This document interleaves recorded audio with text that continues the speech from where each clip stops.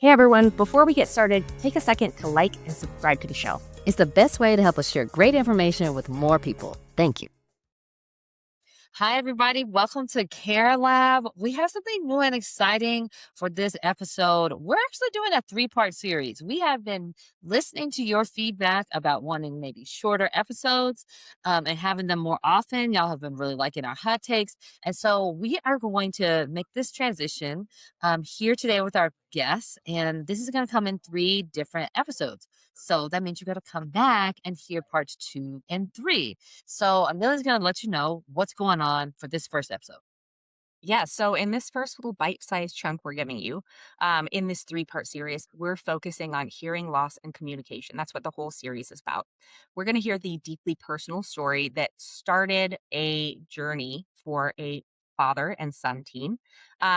So when their everyday conversations started becoming complicated, when navigating the world became complicated, this episode is all about helping understand, the emotional frustration, the complications of hearing loss, which is so often an invisible disability for people.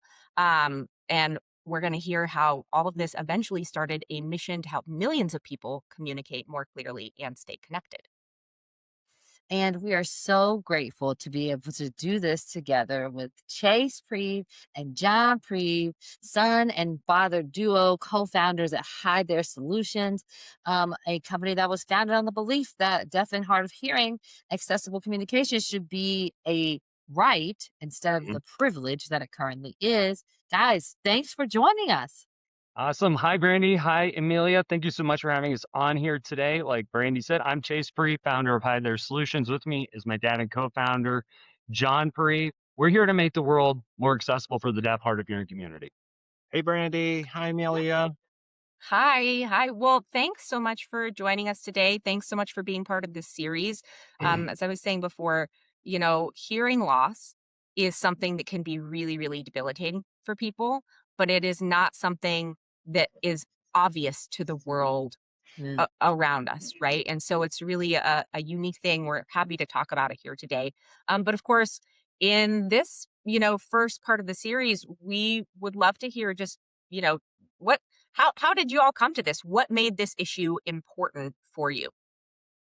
You bet. Let me start with our family history and our connection to the deaf and hard of hearing community, because that's where things started for us as a company. My grandparents, Walter and Anna Prieve, so Chase's great grandparents, Walter and Anna were both big D deaf, not audible, signers only. Walter attended the Wisconsin School for the Deaf. Now, this is 100 years ago. And they were married. They had 5 children. My father, Richard Prieve, so Chase's grandfather, uh, they had 5 children, one son, 4 daughters. And they were married like 100 years ago. Then the Great Depression hit. And think of hearing individuals during the Great Depression, how hard it was to have a job, keep a job, and provide for your family. Well, Walter and Anna were both big D deaf. They were not audible, signers only, and it was a struggle. In fact, became such a struggle during the Great Depression, they ended up actually placing all 5 of their children into what we would call today foster homes. But they were essentially dairy farms in northwest Wisconsin, and the family never came back together again, sadly. Now, fast forward about 6 or 7 years ago, I had what's called a cholesteatoma. It's a tumor. It was in my middle ear and required extensive surgery to remove it. Well, as a result of that surgery, I was left with a severe hearing loss, and I'm a bilateral hearing aid user. So between Walter and Anna, big D deaf, and myself with a severe hearing loss, hard of hearing, that's our family connection to the deaf and hard of hearing community. However, the inspiration for our company, our mission, and our why, that came from Chase. Correct. I have a friend, she was born hearing. Her name's Eliza. By the age of 4, she went deaf overnight due to a lung infection. You can imagine how scary that would be for her at 4 years old. It's the last time you hear your parents' natural voice again in your life. Good night, Eliza. We love you. Wake up the next morning, the world's silent, and you don't know why. Scary, right? And then on the flip Yeah. side, her parents, I got, she's 4 years old. Their daughter's not responding. She's upset. She's crying. You don't know what's going on. They went and got a bunch of tests done. Eventually, it turns out Eliza went deaf. She's a cochlear implant user, reads lips, only understands about 30% of the conversation being had, does not know sign language. In fact, it's a common misconception that all deaf, hard of hearing individuals know American Sign Language. There's 52 million deaf, hard of hearing in the United States. Do you guys want to take a guess as to how many actually know American Sign Language? 5%. Close. Amelia? 8%. Okay, you guys are a lot closer than what other numbers have been thrown out. Less than 1%. How should you know? That's still just a very small percentage Wow. that can If sign. this were The Price is Right, we would both have busted on that. We lost over. We're both over. We're so far over. Wow, less than 1%. That's incredible. And then think about this too. Do you know how many official sign language dialects there are in the United States? 4. So I did not know that. Yes. So if you know American Sign Language, great, awesome. There's 3 other ones in addition to it. So she does not know sign. So again, does not sign, reads lips, can't use a telephone, relies on face-to-face communication like a FaceTime or Zoom call, something like that. So a few years ago, Eliza was on vacation with her family in Mexico, and she simply just wanted to FaceTime me, show me around the house, the beach, catch up. And I wanted to hear about her vacation. So I'm like, okay, go ahead. Eliza FaceTimes me. And it was just awful for her. First of all, my audio was coming through just fine. But problem is, she couldn't hear me. Then the video feed, didn't matter if she was on Wi-Fi or cellular. My video feed would either just cut out, but the audio would keep going, or my face would freeze and I just have this weird look on my face. So she can't read my lips. She can't hear me. Then there's no captions on FaceTime. So it was just a very poor experience, and she got upset, rightfully so. And we hung up and we just texted the rest of the time. I'm like, Dad, Apple really prides itself on innovation, inclusivity. Why don't they just do something as common sense or FaceTime and make it accessible for a deaf, hard of hearing individual, right? So we thought that through. Like, we got to do something else. We got to do something for someone like Eliza. So we came up with our company name, Hi There, our waving hand logo, less than an hour after that conversation. That's quick.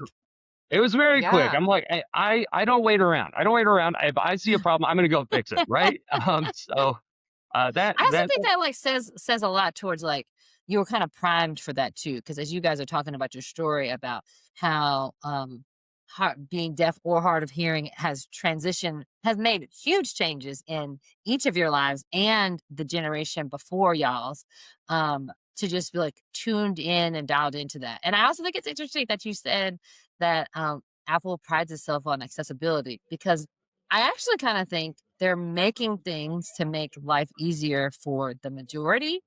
And that also happens to make it easier in some instances for people who have challenges.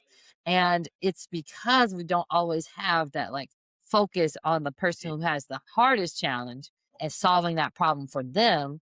And then that becoming easier, for me or whatever, where it's loud and I might want to have captions because my kids are screaming in the background, right? Sure. And so we kind of have merged those two things together, but I actually think they're very separate. Mm-hmm. Mm-hmm. Exactly. Mm-hmm. And companies are making strides in including accessibility, which is fantastic. My caveat to that is, why didn't you think of this group from the beginning when you were creating products, right? Why is it just an afterthought? It's like building a skyscraper. You have steps, but you forget to put in elevators, right? Mm-hmm. And it shouldn't be like that. So we created solutions from the get-go that are accessible for deaf, hard of hearing. Our other solution came about from the story that I had. Well, I didn't have it. Eliza and her boyfriend, who also happens to be deaf, it came about from this. So Eliza, you wouldn't know she was deaf unless she had her cochlear implants on, or uh, uh, she was trying to like looking at your lips, trying to read. She had years and years of speech therapy, so her deaf accent is very minimal. Her boyfriend, on the other hand, who is deaf, he has a very heavy deaf accent because his family didn't have the resources to get him speech therapy, right?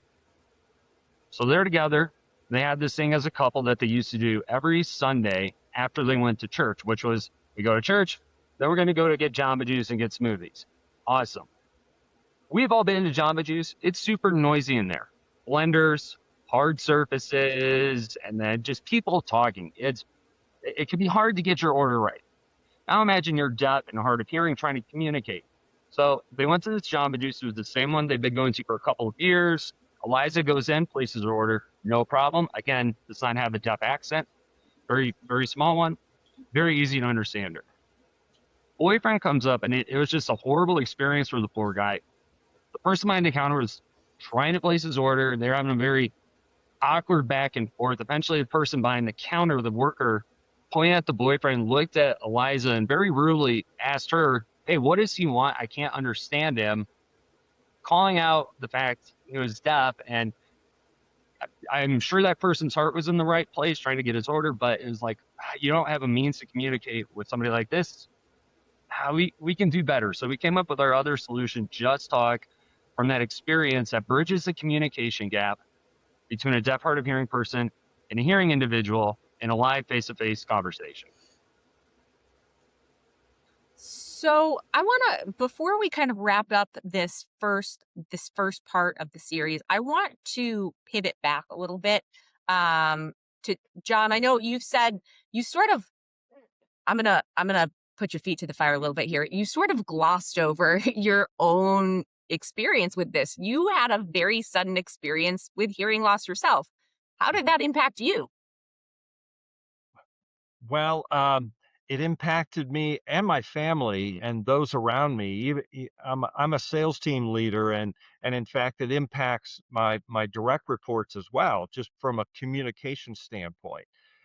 In other words, well, of course, I'm a bilateral hearing aid user, but the batteries on hearing aids don't last all day long. They've got to be recharged up, things like this. So And they're not perfect either. It's not the same as having the hearing that you were had born with, before. that you had Right. before you had those tumors. Yeah. So Absolutely. So there's just the functional part of dealing with hearing loss from an equipment standpoint or hearing instrument standpoint, and then it's individuals in an individual conversation. It, People need to be really directly across from me, so I can not only use the hearing aid technology, but also then, just like Eliza, try and follow along, lip reading a bit to the extent that I can, and really try to fill in contextually, what is being said. What Chase maybe left out on Eliza or anyone that relies on lip reading, they only pick up about 30% of the spoken words. So Mm. they fill in the rest contextually, and they just miss an awful lot. Um, as it relates to, even though, yes, an individual may have hearing aids in, you go into a loud environment like a restaurant, an airport, Mm-hmm. it's, you really shouldn't have your hearing aids in. It's so overwhelming that you really can't understand anything that's going on. So Amelia, to your point, the instruments are not perfect. It's a band-aid trying to increase volume of the sounds around you. And captions on either movies or discussions like this on Zoom calls, Google Meet calls, etc., are very, very helpful in order to follow along, because you just don't, even with hearing aids, you just are not picking up every sense of the word. We have a tagline in our company, never miss a word. Mm-hmm. And that's kind of our mission and our why, to help deaf or hard of hearing individuals to never miss a word so that they can be included from an inclusivity and following along very, very precisely in every conversation that they have. Well, I think we're probably going to wrap it right there for this first part of our segment. And you guys got to come back to listen to the second part, in which we'll talk about like how do people deal with this right now? What solutions exist in the world? How are they challenging? And hopefully answer some of the challenges that you all are having when you either have are hard of hearing or are working with somebody or caring for somebody or participating with somebody who also has hearing loss. So make sure you tune in for the next one. See you soon. Bye. See ya.